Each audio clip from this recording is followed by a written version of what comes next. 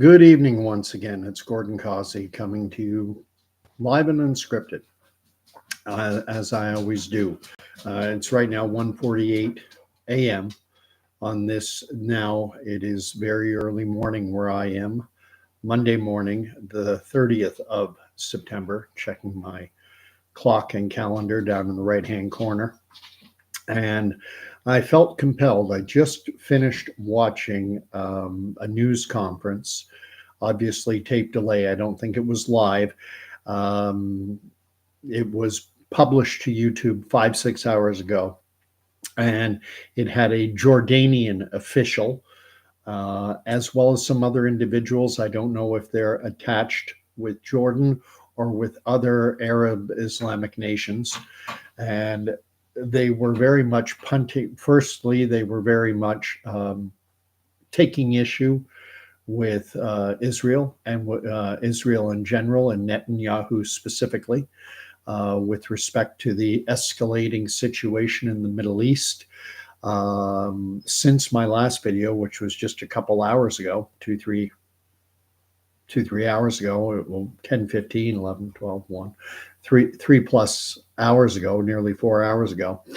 This situation is evolving so quickly and there's so much information out there, it's impossible to take it all in.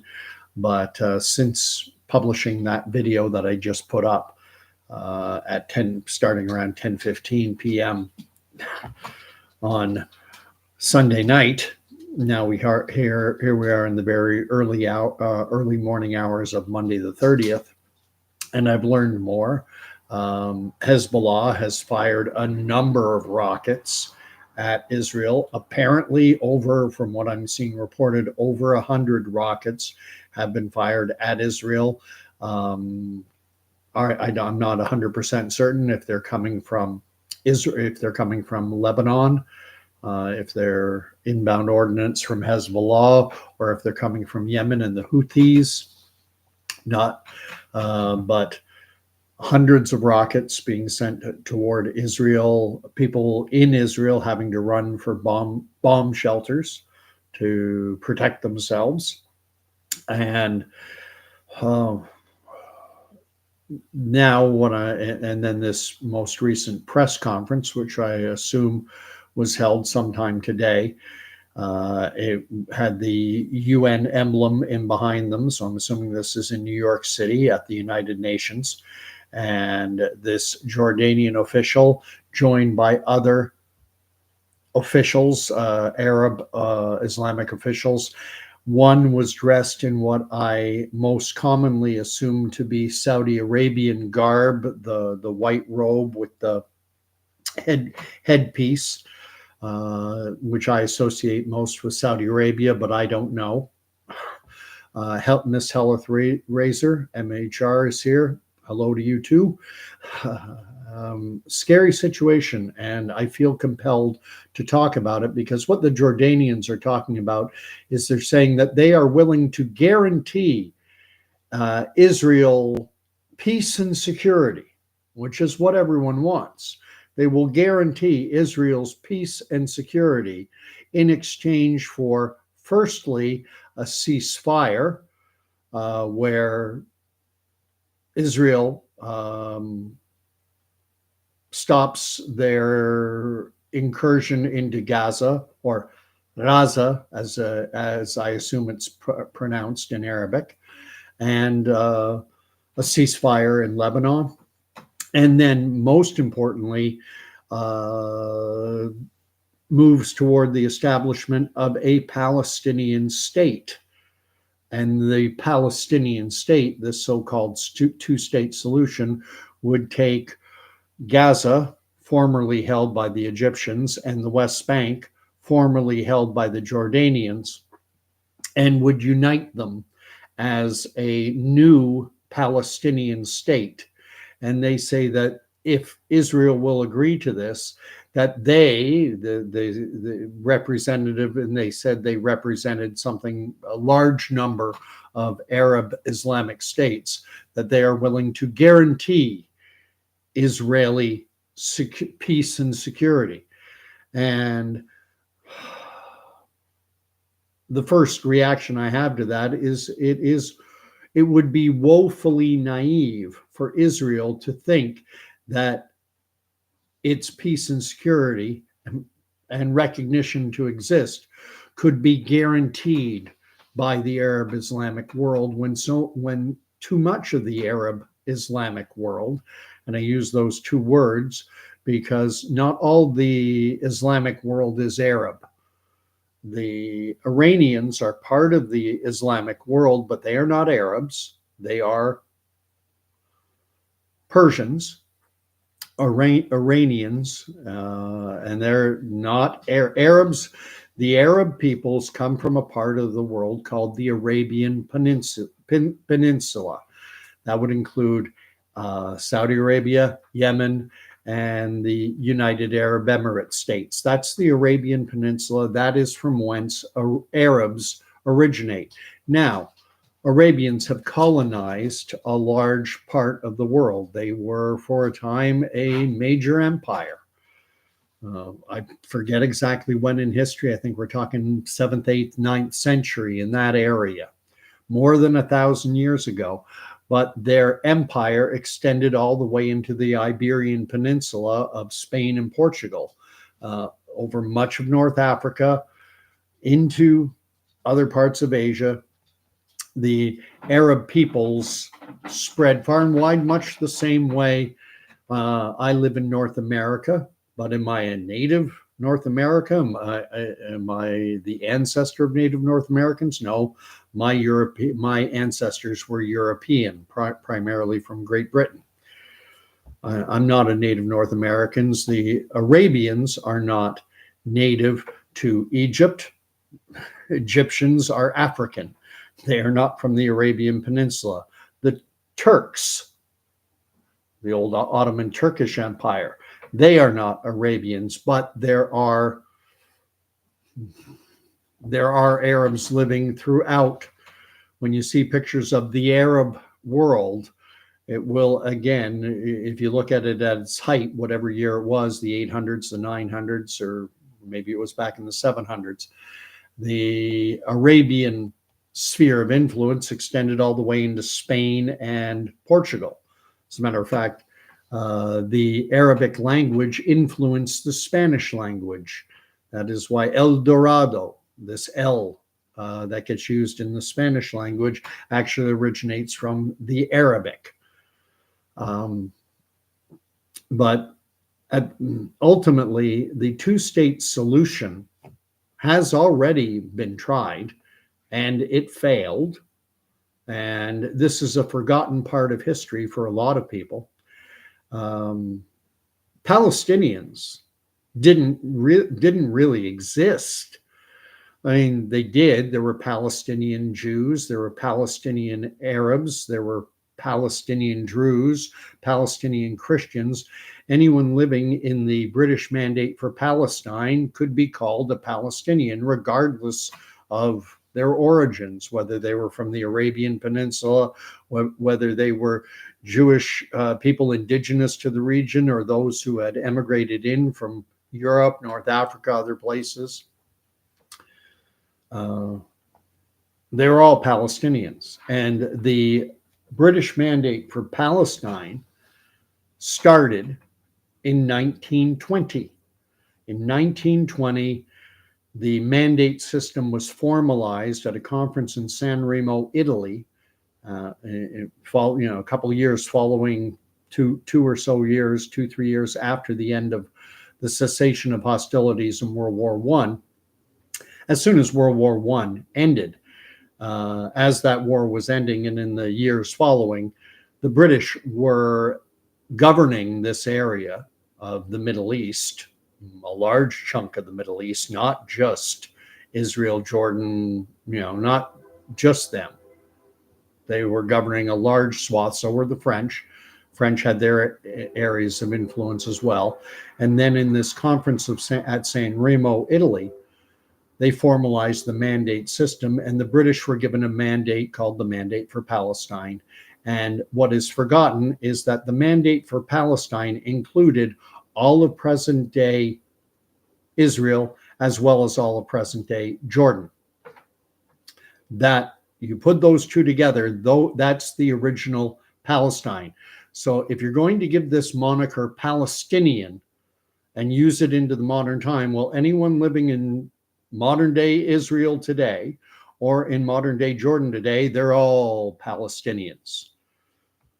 And it's a vexing. Ignorance of history is bad enough, but the exploitation of the ignorance of history is another matter. And that's what I see happening now. They talk about a two-state solution when a two-state solution has already been tried. In 1920, Britain had its mandate for Palestine, and they had made commitments to varying people. They had made commitments to the Jewish people. They had said that they would look favorably upon and would employ best efforts toward the creation of a Jewish nation state. This is the famous Balfour Declaration, which was issued when World War I was still going on. I think it was November of 1917 when the Balfour Declaration was issued. There had been a brigade or a regiment of Jewish soldiers fighting for the British in World War I. And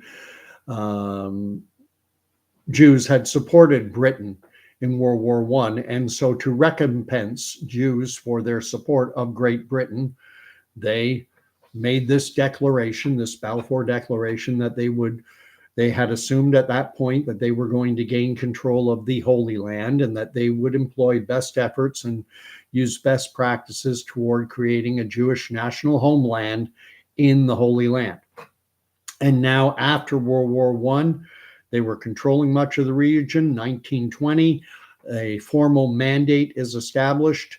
Britain is now governing, ruling all of present-day Israel, all of present-day Jordan.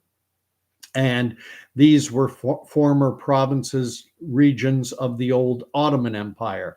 The Ottomans, another colonial power, had been ruling the region for 400 to 500 years. I think it's closer to 400. The Ottomans had been the colonial power ruling over this region, and the Brits defeated the Ottomans, and so they had control of it now. In terms of what we call Israel today, Israel was part of the Ottoman district or province of Syria. It was the southern part of their Syrian province. But now it was the mandate for Palestine, and the mandate for Palestine included all of present-day Israel and all of present-day Jordan.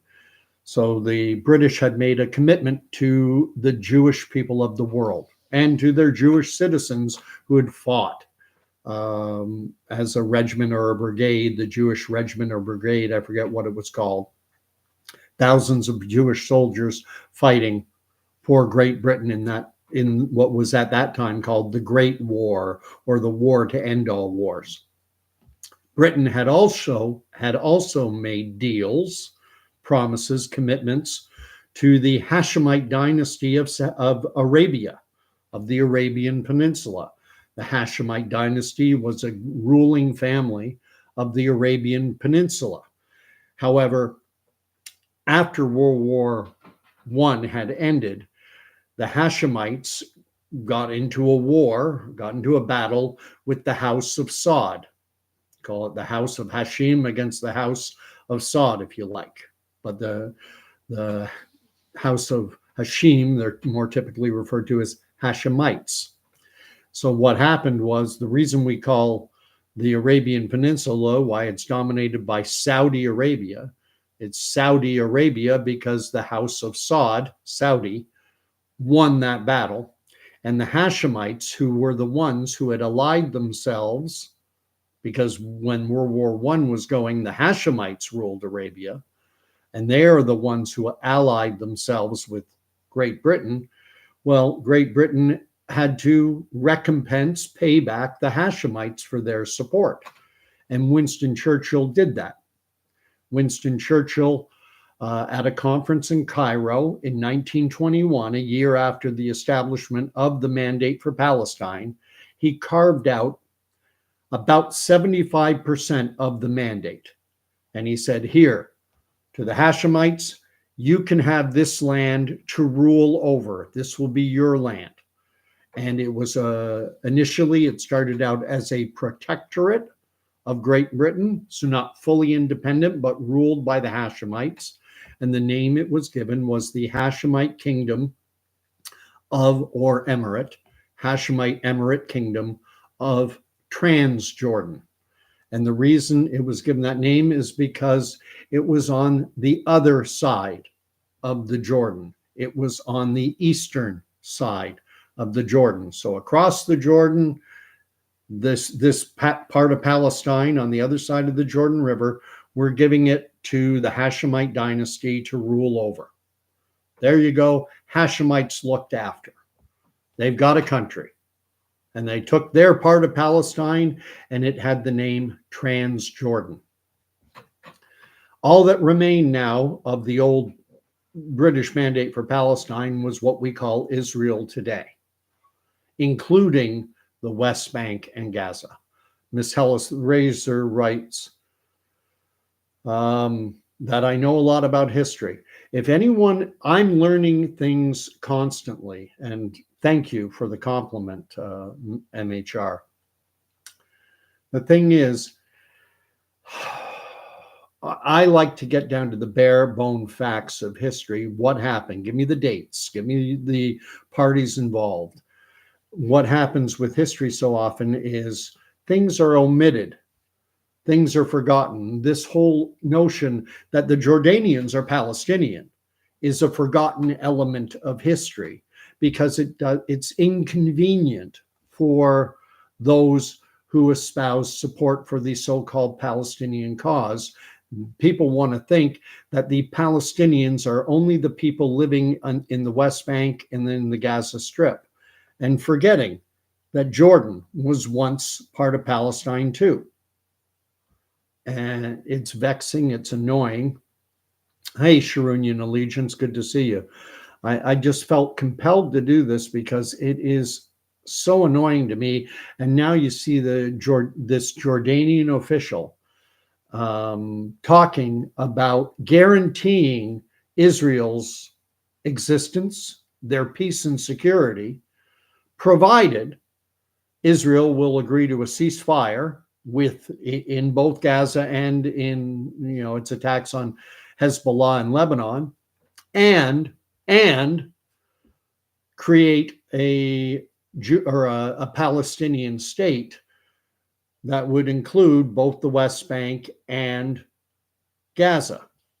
And I'm here to tell you that if Israel was foolish enough to accept such a deal, that far from ensuring their security and their right to exist, that it would imperil their right to exist, because Hamas, the ruling authority in Gaza, as well as Hezbollah, as well as Iran, who sponsored both of them, they do not acknowledge Israel's right to exist from the river to the sea.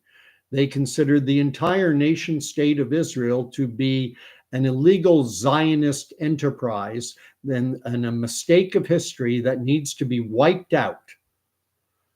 And Jordan attacked Israel. It tried to take over the land.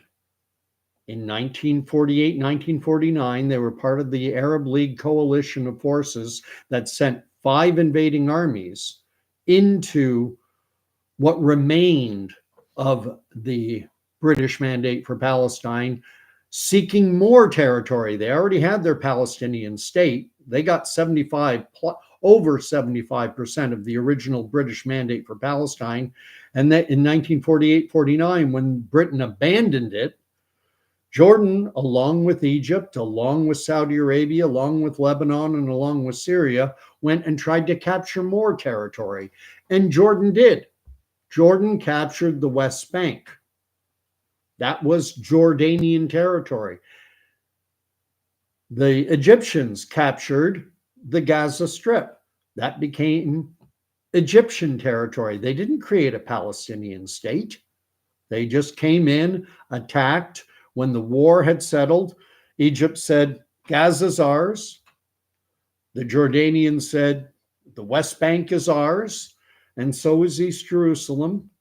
And the rest fell to Israel. The rest became the nation state of Israel after a nearly year-long war. There's this fiction that gets presented that the UN and Britain, or a combination of the two together, gifted and handed the Israelis a country, and that one day, May 14th, May 15th, Israel was born.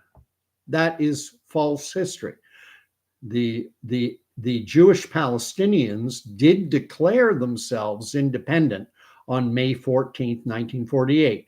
That was one day before the British announced that their mandate was expiring and they were leaving, and they were abandoning the territory, and there was going to be no governing authority there anymore. I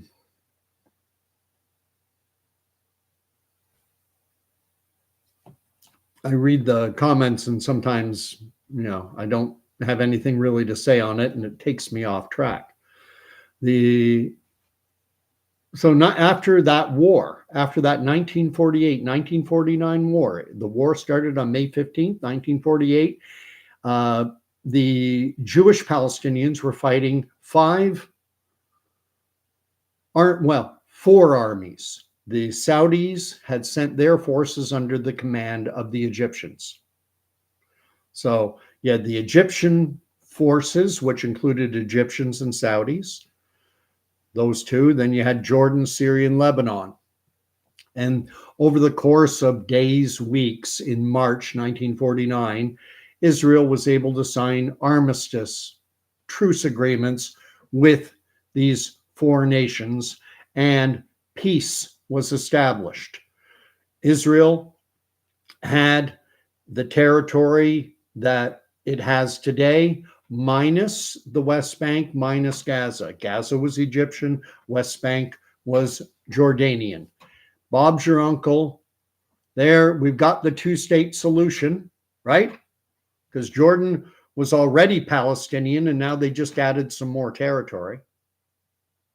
And Egypt added a little bit of Palestinian territory to its country as well. Peace.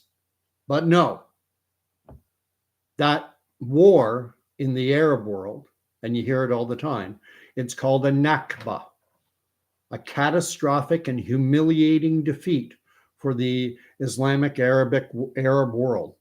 They lost. Israel, these Jewish Palestinians managed to establish a nation state for themselves. As Britain had promised, Britain fulfilled its obligations to the Hashemites, but they never fulfilled their obligation to the Jewish Palestinians.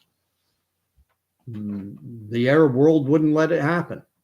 Every time Britain or the UN made a proposal and said, here, after they'd given the Hashemite dynasty over 75% of Palestine to rule, so you have a Palestinian state, after they did that, then Britain said, okay, now we'll set up a Jewish Palestinian state. And the Arab nations said no.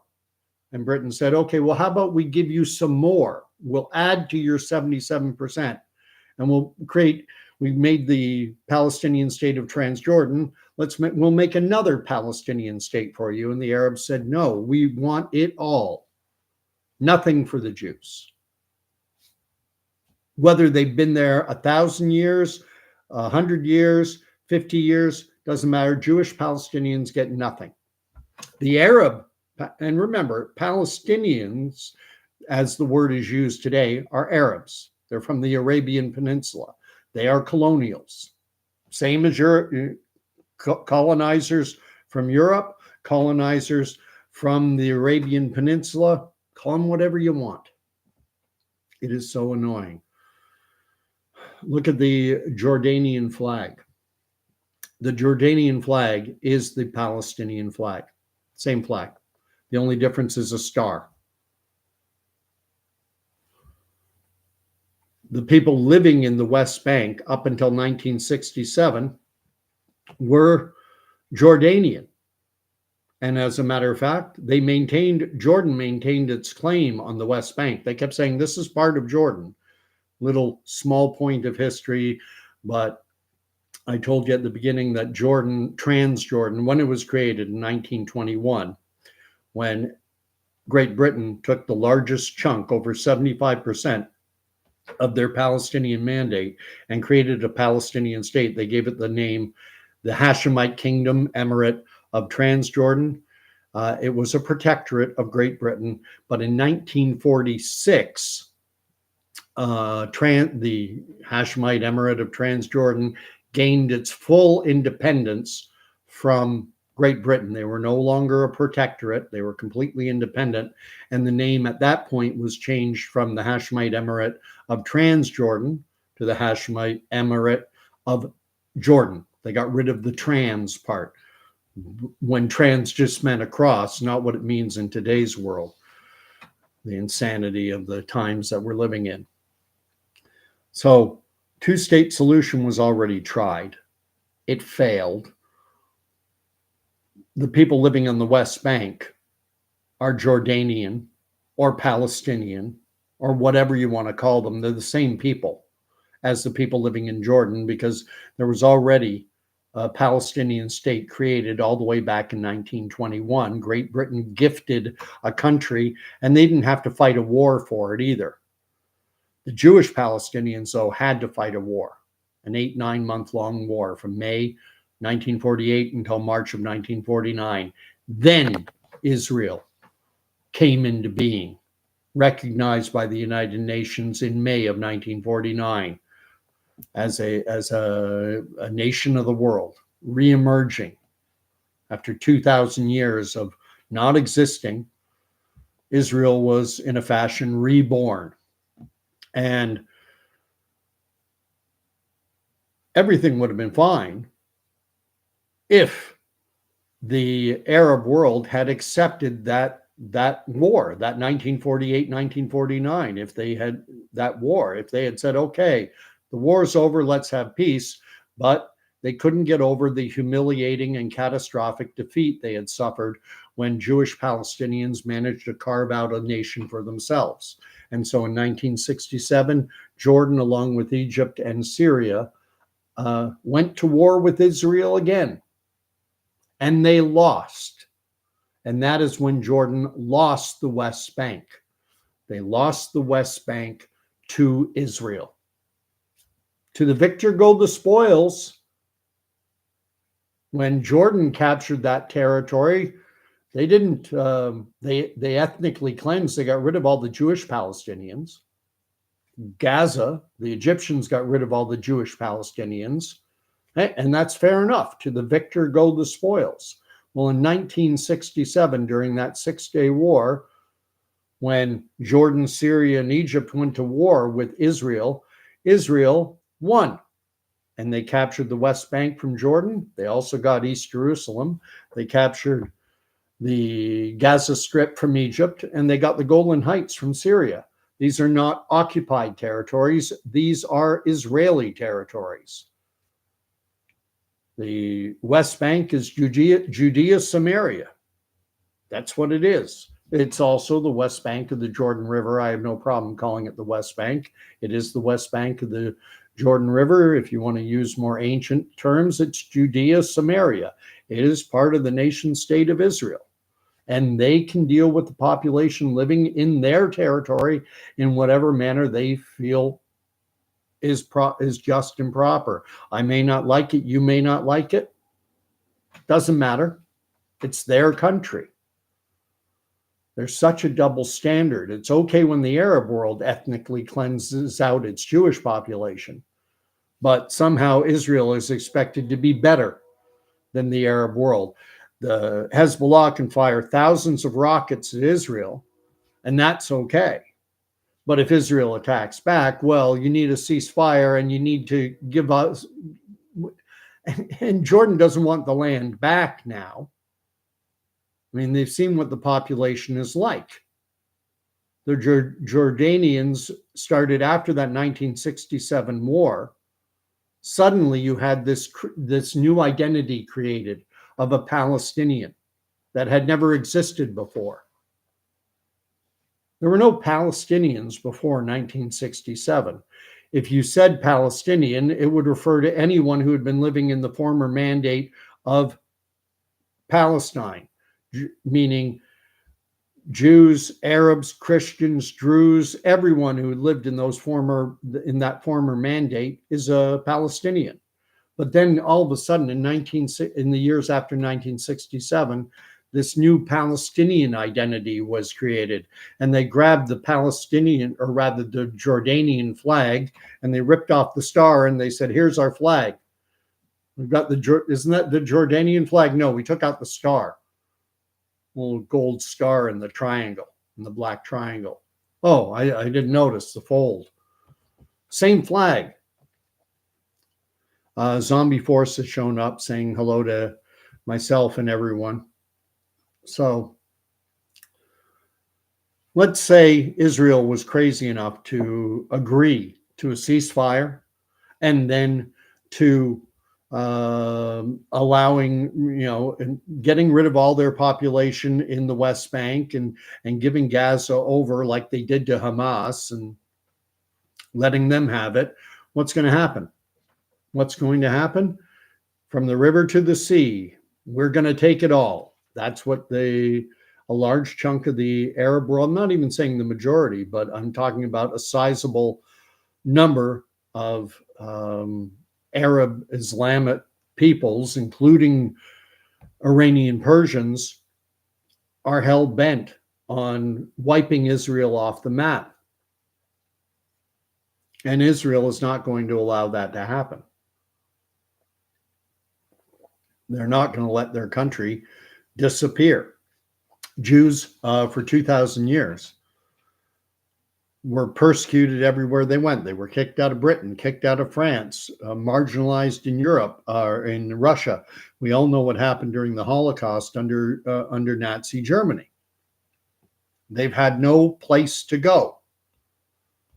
The reason why so many Jews got into finance and into professions like tailoring and jewelry is they needed to have portable professions that they could take and go and set up shop somewhere else because they didn't have their own land. And I think it was in the 11 or 1200s, maybe, I think it was the 1200s when Great Britain kicked the Jews out, said no Jews allowed in Great Britain. And France did the same thing in 1492, which forced the Jewish population. They were somewhat nomadic wherever they went. So the professions that they gravitated toward tended toward professions that you could pack up and leave. You certainly wouldn't want to be a property developer if you were a European Jew, because all your property would be seized and you'd be destitute. At least if you're a tailor, you can pack up your kit, pack up your needles and thread and material and go to a country where maybe they're not going to be persecuting you quite as badly. And so this concept of Israel, this concept of reestablishing the Jewish national homeland actually goes back centuries, but for the most part, it was kind of a spiritual thing where sitting around the Seder table during a Passover feast or Passover meal, when Jews celebrate the exodus from bondage in Egypt, they would sit around the Seder and raise a glass and say, "Next year in Israel," or "Next year in Jerusalem." Next year in Jerusalem. And it was only in the late 1800s that this idea of reestablishing the nation state of Israel in the biblical homeland, it only started to become a practical, conceivable reality in the late 1800s and early into the early 1900s. And then when you had the Balfour Declaration, the world's Jews thought, now we've got a real chance. The world's most powerful economic and military force in the world is now backing us. We got a shot, and they started moving back in. One thing I wish my Jewish brothers and sisters would realize, and I know this is a tough one, is that If it wasn't for Christians, Israel probably wouldn't exist. In fact, I'm confident in saying it would not exist. Harry S. Truman was one of the first, if not the first. I think it was within 13 minutes. He'd read his Bible, and he knew what the prophets had said, that God would restore Israel, that he would gather back his people, not just from Babylon, but from the four corners of the earth, and he would bring them back from all the nations they'd been scattered to. And Jews had been scattered for centuries over the years. In 135 AD, there was a massive revolt called the Bar Kokhba revolt in Roman-occupied Judea. It's where we get Jew from. Judean is just too long to say. Judean, Jew, shorter, easier. Kentucky Fried Chicken, KFC. Judean, Jew, simple. And in 135 AD, there was a massive revolt. Something like 500,000 Jews were killed. And the remainder, many of them were sent into captivity, into slavery in Italy. Others scattered. And there were two primary, there's the what became known as the Sephardic Jews, who went along the North African coast and eventually found their way into the Iberian Peninsula, Portugal, Spain. Those are the Sephardic Jews. And then there are the Ashkenazi Jews, who 99% came out of Italy. And as a matter of fact, they've done DNA research and found that just about all Ashkenazi Jews share one of four common female ancestors of Italian descent. So the Israelite or Jewish men intermingled with Europeans, with Italians. Harvard's done genetic studies and found that Ashkenazi Jews, that their DNA is like 10, 11, 12% Middle Eastern, and the rest is European. They maintained their Hebrew language. They maintained the Torah. They maintained their traditions. Those traditions were also influenced by the Europeans, by their experience in the years following. We saw the emergence of Yiddish, which is a combination of Hebrew and German. Still Hebrew. I could go on and on and on about this, but this mess is not going to end anytime soon. The only thing is, I was just talking in my most recent video, is that when you read in Ezekiel in particular, but it's also in Amos and Jeremiah and Hosea and other parts, is there's this talk of Israel living safely and securely in their own land before the world's armies surround it. The Bible seems to speak to my ears, to my reading, that there is to be a period of Israel after it being gathered back from the four corners of the earth, so after 1948, reestablishing itself, that there is to be a period of peace and prosperity and security for this nation state, and that yet has not existed. They were born out of war, and they've been at war ever since 1967, 1973, followed by intifada, uprising after uprising after uprising after uprising. Israel's never been secure within their own borders. I've got to read up on what's being said. Sojourner Didymus is here from the Netherlands. Hey, Thomas, wishing me a good morning. MHR is asking, why do they want Israel to be gone? There is within the Islamic world, and I'm not saying all Muslims believe this, but it is an ideology that exists that says that once Islamic, always Islamic. So because for a time, Israel, what we call Israel today, was conquered by the Arabians and they gained control of it. They built their Dome of the Rock. They didn't do it until after Muhammad died. It was in the 700s or 800s, I think the 700s, just after Muhammad's death. The Arabians conquered is what we call Israel today. And they took control of it. And they built their Dome of the Rock and this Al-Aqsa Mosque after Muhammad had died.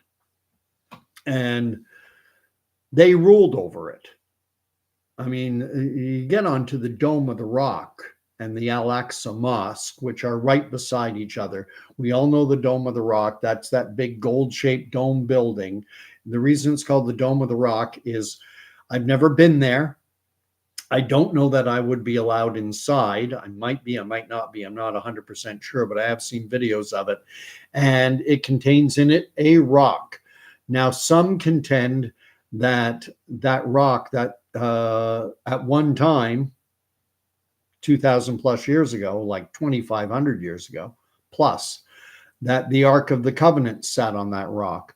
And there are also contentions that when Abraham took his son Isaac to offer him up, commanded to offer him up as a sacrifice to the Lord, that was the rock on which Abraham took Isaac to be sacrificed. If you don't know the story, Isaac was never in danger because only one of two things could have happened. Abraham could have ignored the Lord's command to sacrifice his son, so Isaac is fine. Secondly, Abraham was not, he obeyed the voice, he obeyed the Lord, and he was going to sacrifice Isaac when the Lord stopped him and told him not to do it and provided a substitutionary sacrifice in the form of a ram whose horn was caught in some thickets. And so instead of sacrificing his son, he had a substitutionary sacrifice. For Christians, that should be meaningful because that was almost a foreshadowing, if you will, of the substitutionary sacrifice Jesus Christ offered on the cross. So why do they want Israel to be gone? Because it was theirs. And once they get a hold of it, they want it. And when you talk about extremist Shia or Shiite Islam, this idea of evangelizing and turning the entire world Islamic, because all of us, if you're not living in a Shiite Islamic country, you're an infidel. And in the extremist camp, that would even include the Sunnis. So catching up.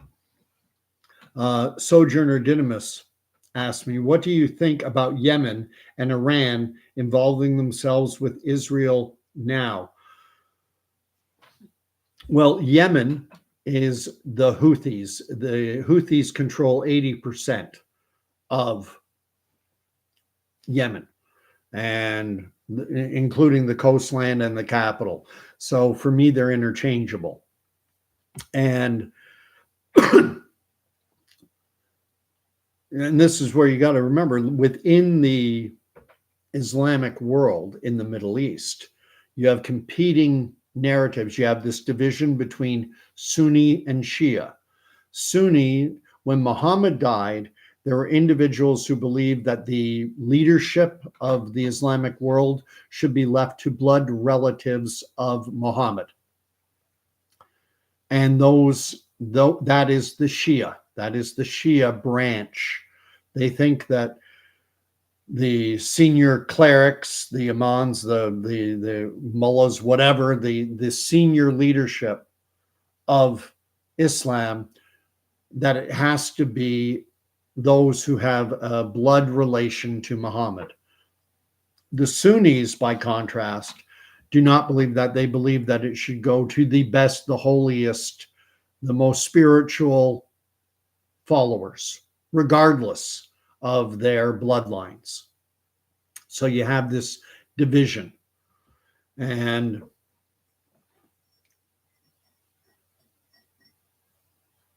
I've always viewed the Shia as being far more militant and far more extremist. But the one thing where Sunnis and Shia can often come together is that get rid of the Israelis, get rid of the Jews, get our Islamic land back. But in terms of Yemen and Iran getting involved, the reason the Houthis are backed by Iran and the Yemeni government was backed by Saudi Arabia. Saudi Arabia is primarily Sunni. Iran is Shia. So, and you should see what they did to Yemen. Read up on it. 400,000 or 500,000 people killed or either died or have been killed in a civil war that's going to start around 2014, 2015. And they're still technically at a state of war, but things have calmed down. They have a common enemy now. They're, we want to kill all the Jews, so we'll stop killing each other. But, probably 200,000 children under the age of 5 in Yemen have been killed during that civil war between the Iranian-backed Houthis and the Saudi Arabian-backed government. Although for me, the Saudis have lost. So, and there's this aspect within I started to talk about, there's an aspect within the Middle East, the Islamic Middle East. You have all these competing forces that want to be kind of the head of the lion, or to use Israeli rhetoric, the head of the snake, who's going to be the leading voice in the Islamic Arab world. And it hasn't, for a time, it was the Arabians. For the time, there was the Arabian Caliphate, this kingdom that extended all the way to the Iberian Peninsula, and into other parts of Asia. So you had that Arabic empire, but then you also had the Persian Empire, and they're Islamic now too, and they want to have their they want to be the big boss in the Middle East. And then you had the Ottoman Turks. The Ottoman Empire, they used to have, they were a world power. And then you had the Egyptians and the Mamluks for a time, and they were the dominant force in the Arab world. And so you have this constant vying within the Arab world itself, where the Persians want to be on top, the Arabians want to be on top, the Egyptians want to be on top, the Ottomans want to be on top. And ultimately, if Israel was defeated and no longer existed, would it bring peace to the region? No, it would not bring peace to the region, because these old, then they would turn their attention fighting Sunni against Shia, Persian against Arab, Arab against Egyptian, Egyptian against Turk. They'd all be fighting still, regardless. It's not like it would bring peace to the Middle East. So Iran is, in my view, simply stirring the pot, trying to be the dominant force in the Middle East. MHR writes, I do know that story. I learned it many years ago in Catholic school. Which story was that, MHR? I've got to read these messages more as they come up. But anyway, Zombie Force is writing, government should not dictate over religion, but protect the rights of all acting as peacekeeping rules. That sentence is a little difficult to unpack. I mean, you have a country like Iran, and Iran is ruled by the Ayatollahs. The political establishment is subordinate to the religious authorities. Before the president of Iran can do anything, he has to get the blessing of the Ayatollahs, the religious leaders. it's something of an Islamic theocracy. So there's certainly, in terms of Iran wanting to be, steering the bus of the Middle East and being the head nation of the Islamic world, there'd be no idea of this government and religion. There's no separation of church and state in the Iranian Persian mindset. Although, in fairness, the Iranian people themselves are pushing back. A lot of Iranian women are protesting against the head covering because Iranian women, by law, because they follow Sharia law, which is the Shia interpretation of Islamic law, women are not allowed to leave the house unless escorted by a male family member, and their face must be covered. It's either called the niqab or the hijab. They do not. I do not believe they wear the burqa. That's the full body covering with just the little eye slit. But they wear the niqab or the hijab. One is just a head covering, and one is a head covering with a veil that covers the nose and mouth.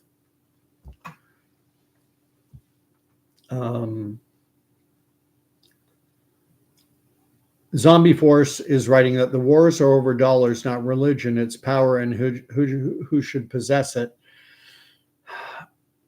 There's always a financial aspect to war, but honestly, I think this goes far deeper. I do believe this war is costing the Islamic world far more than they're gaining. And what is it they're seeking to gain? For the Arab world, when the October 7th attacks happened, when Hamas broke through the border perimeter security fence, whatever you want to call it, and they broke through, and when that music festival, they killed around 1,200 Israeli citizens. They dragged women, children, even babies back into Gaza, into their terror tunnels. Infants, a war crime, kidnapping babies, men, women, and children, infants, toddlers. When they did that, the name that was given by, and I think it was Ismail Haniyeh, the political head of Hamas. I believe that's the name. The name that was given to that attack, they called it the Al-Aqsa Flood. That was the moniker they put on it. And they thought they had delivered a devastating blow to Israel. This Ismail Haniyeh, who was recently, within the last few weeks, was killed right inside of Iran, inside what was supposed to be a safe house in the capital city of Tehran. And Israel's long arm still was able to get right into the capital city of Iran, right inside an Iranian safe house. And this man was assassinated, killed. He said, "This is the beginning of the end. We are going to wipe Israel off the map." The speech that he gave is no longer, with the subtitles, is no longer available on YouTube because it was an open call for genocide. Kill all the Jews, get rid, and we're going to take it all over. We're going to wipe Israel off the map.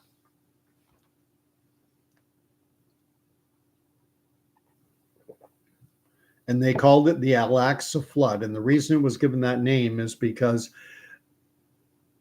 Jewish Israelis, Jewish Palestinians, had been going on to the Temple Mount, and the accusation is that they were praying on the Temple Mount. The Temple Mount is the holiest site in all of Judaism. It is also a holy site to the Islamic faith. It is their third holiest site. Most holiest site, it's the holiest site in all of Judaism. Third most holy site in Islam. The most holy site in Islam is Mecca. You've seen that big rock, and I think they call it the Hajj, the pilgrimage, and they all walk around, circumvent this big rock, which I believe Muhammad rested against when the Quran or something was revealed to him. I don't know the full story. The second most holy site is Medina. I don't know why Medina is, but these were two cities that Muhammad visited during his life. Muhammad never made it to Jerusalem. Jerusalem was not Arab or Islamic during Muhammad's lifetime. After he died, the Arabs conquered Jerusalem, and they renamed Jerusalem Al-Quds, I think is the Arabic name that they gave for Jerusalem. And then after Muhammad's death, then they built a mosque there called the Al-Aqsa Mosque. Now, for the reason this Al-Aqsa Mosque is the third holiest site in Islam is because Muhammad is said to have visited, when Muhammad was alive, he is said to have had something called the nighttime journey, where a magical creature like a donkey or something like that took him up and flew him to the furthest mosque. And that's what Al-Aqsa means. It means the furthest mosque. And so he traveled to the furthest mosque. Now, where was it? The Quran doesn't say. It just says he went to the furthest mosque. When the Arabs conquered Jerusalem and the Holy Land, when they conquered Jerusalem, they built a mosque on the Temple Mount, and they gave it the name Al-Aqsa Mosque, the furthest mosque. It was after that was done, that mosque was built after Muhammad died. But this is the mosque that they say he visited, and that makes it the third holiest site in Islam. This stuff gets hard to, what this means is this mythical nighttime journey, this magical nighttime journey that Muhammad took, that this beast, that this winged donkey or whatever it was, traveled through time, moved forward in time, and he visited a mosque that wasn't even built yet. Talk about warp speed. So you can check that out. Look, when did Muhammad live? Then look at when the Al-Aqsa Mosque was built. It was built after Muhammad died. So how did he visit it unless he traveled through time? He is a time, Muhammad, according to the Quran, is the first documented time traveler, I guess. I don't think anyone else in the Bible or any other holy book has ever made the claim that they have that they themselves have traveled through time.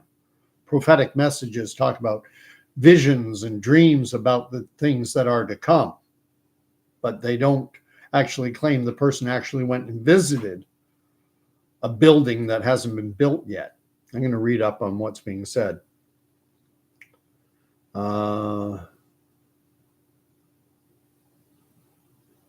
Zombie Force is writing that only two kings controlled Egypt, then eventually the kingdom fell to the sea people. Okay. Land is power. Land is money, natural resources. I don't know that the city of Jerusalem has much in the way of natural resources, to be honest with you. Nothing. It's just a very, very contentious piece of real estate. The city itself, forget leaving the Temple Mount aside, but the city of Jerusalem is holy to Jews, to Christians, and to Muslims. And I put them in that order because Judaism is the foundational faith. Christianity sprang out of Judaism. Christians, we worship a Jewish Messiah. If it wasn't for the Jews, there would be no Jesus. He's the Lion of Judah. Yeah. Judah being one of the 12 tribes of Israel. Zombie says the Red Sea is priceless. I know the Dead Sea, you can get salt from the Dead Sea. And that's the Dead Sea, that's right by Jerusalem. But And also, interestingly, and I don't know what the significance is, but I do consider this significant, is the fact that Jerusalem is right next to the Dead Sea. That's basically the lowest elevation, lowest point on the planet Earth, unless you go maybe down to the Mariana Trench in the Pacific Ocean. But the lowest point on planet Earth is basically right next door to Jerusalem. And I think that has some significance, but I don't know what the significance is. Thank you for the compliments, Sharunian, but there are tons of people who know way more than me. I just learn as much as I can, and I try to stick to what I know. And if anyone, what I'm talking about, this Al-Aqsa Mosque having been built after Muhammad already died, check it out. If you can find a source that contradicts that and explains to me how, other than time travel, how did Muhammad visit that mosque if that city is no longer sacred to Islam? Then it takes away much of the provocation for Hamas and Hezbollah and this whole from the river to the sea stuff. The Jews are not going to give up their land, their national homeland. They're not going to give it up. They're not going to walk away. And thanks to you as well, Zombie Force. But it just bothered me seeing this two-state solution idea punted again and saying we'll guarantee Israel's peace and security and their right to exist. How? Why didn't you stop October 7th? Why didn't you stop Hezbollah from firing 9,000 rockets over the past year? Rockets, missiles, and drones into Israel. Why, the Houthis firing into, and the reason they're doing this, these are all proxy forces of Iran, is because Iran does not recognize, ever since the Islamic Revolution in Iran, 1979, 1980, when the Ayatollahs took over the rule of Iran from the old Shah of Iran. Ever since then, Iran refuses to recognize Israel's right to exist and has sought to wipe it off the map. The only thing is, up until now, from now and times period, they haven't been capable of doing it, but they're pursuing a nuclear program. Do you think Iran, if they had the capability to achieve their goal of wiping Israel off the map, that they would use restraint? Do you think the rest of the Islamic world could stop Iran from doing what it wanted? And then you have the populations in the West Bank and Gaza that want everything, from the river to the sea, from the Jordan River to the Mediterranean Sea. That's all of Israel. That's what they want. They want it gone. And the only ones who can ensure Israel's peace and security are Israelis themselves. And they made a peace deal in 1948. After that, 1948, 1949, they signed armistice peace agreements with 5 belligerent nations. Well, 4. With the Egyptians, who had their army along with Saudi Arabia's army fighting under their umbrella. They signed a peace agreement with them. They signed a peace agreement with Jordan, with Syria, with Lebanon. They said, okay, peace. And everything would have been fine. But the Arab world couldn't guarantee. It's a Nakba. We were humiliated. It was a catastrophe. We have to correct this error of history and wipe Israel off the map. I was hopeful that perhaps the Arab Islamic world would recognize the folly of attacking Israel and seeing what Israel is capable of. Looks like they might want to poke the bear some more, and we will see what happens. I expect that Israel will incur some damage. I expect there to be harm on Israelis. Don't disrespect your opponent. Don't underestimate your opponent. And they are going to exact some revenge. And then the escalation. The Bible tells us that at some point, Israel is going to have peace and security, and that they will live securely in their own land. And then after that, after they've established that security, that peace, after that, that's when the big battle comes. But we still haven't gotten to that period of peace and security yet. And if things keep escalating, they are the way they are right now, maybe I'll have to revisit my belief in a doctrine of biblical inerrancy. But for the moment, I'm going to rely on it. So Zombie writes, they are all still lost because of Alexander. Alexander ruled the Holy Land. Then his empire broke into four, and Israel or Judea fell under the control of the Seleucids. And then for a brief time, the Jewish people, the Judeans, Judahites, whatever moniker you want to use, the Jewish people in their land, in their homeland, actually defeated there was something called the Maccabean Revolt, and they actually kicked out the Greeks, the Seleucid Greeks, and managed to rule themselves autonomously for a number of decades. I think it was 50, 60, maybe 70 years. Somewhere around 60 years, they had independence and were ruling their own land. But then the Romans came in. Then after the Romans came in, then the Roman Empire split, and they were ruled by the Byzantines.